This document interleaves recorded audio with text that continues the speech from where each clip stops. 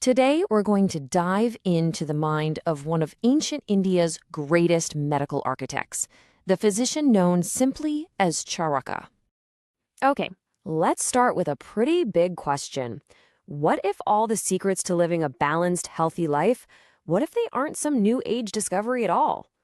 What if they were actually meticulously written down more than 2,000 years ago? Well, that's exactly the world we're stepping into today as we explore the truly revolutionary work of Charaka. All right, let's unpack this. Why is Charaka considered such a monumental figure, a true pioneer in the history of medicine? Well, to put it simply, Charaka is one of the principal contributors to Ayurveda, that traditional system of medicine that came out of ancient India. His work, it's literally one of its foundational pillars. But here's where it gets interesting.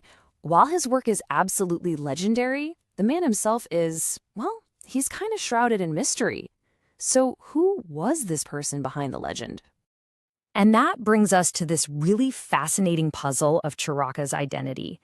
It's a story we have to piece together from all these little historical clues and a ton of scholarly debate. Okay, first off, scholars can't even agree on when he lived. Seriously, the estimates span a massive 300-year window. We're talking from as early as 100 BCE all the way to 200 CE. Some even think he might have been the court physician for the famous king Kanishka. And the mystery, it just gets deeper when you look at his name. In Sanskrit, the word Charaka can mean a wanderer or an ascetic.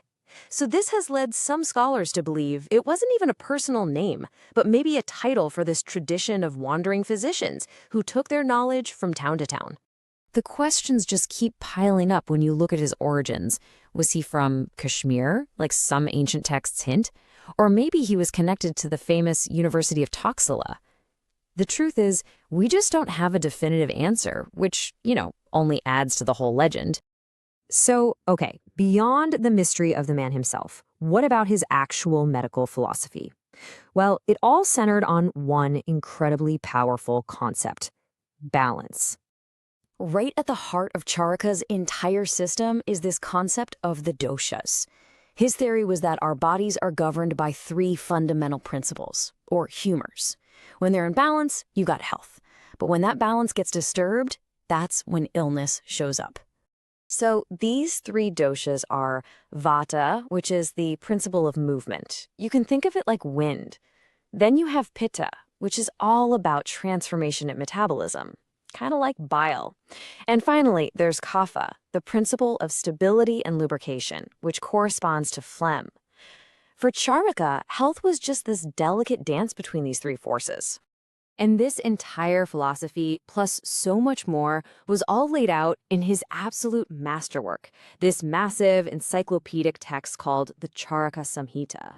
But here's a cool little detail. Charaka didn't actually write it from scratch.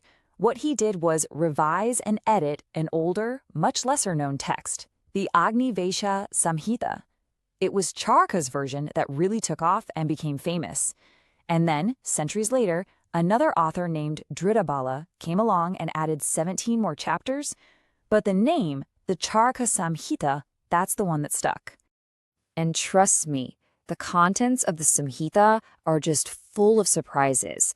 For instance, it cataloged 360 bones in the human body. And what's really intriguing is that this number includes all of your teeth. And the text gets incredibly specific. Some of the details are, let's just say, pretty startling to us today. I mean, it has detailed descriptions of different parasitic worms. It actually advises pregnant women to consume meat soup. And here's a wild one. It suggests applying freshly cut meat to a bite to absorb poison.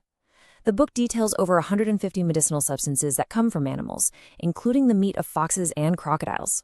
Yeah. So, what does all of this add up to? Well, it adds up to an incredibly durable legacy, one that has literally shaped medicine for thousands of years. You see, the Charaka Samhita is considered one of the two foundational texts of Ayurveda. It stands right alongside the Sushruta Samhita, which is more focused on surgery, as a complete pillar of classical Indian medicine. And its influence didn't just stay in India. No way. It spread far and wide. For 2 millennia, it was a standard medical reference text. This work was so significant that it got translated into tons of different languages, including really influential versions in Arabic and Latin, which carry these ideas all across the globe. And that really brings us right back to where we started, doesn't it? Charaka's work, this incredible blend of really detailed observation and a holistic philosophy, it raises a huge question for us today. As we're all searching for health and for balance, what can this ancient wisdom still teach us about our own lives?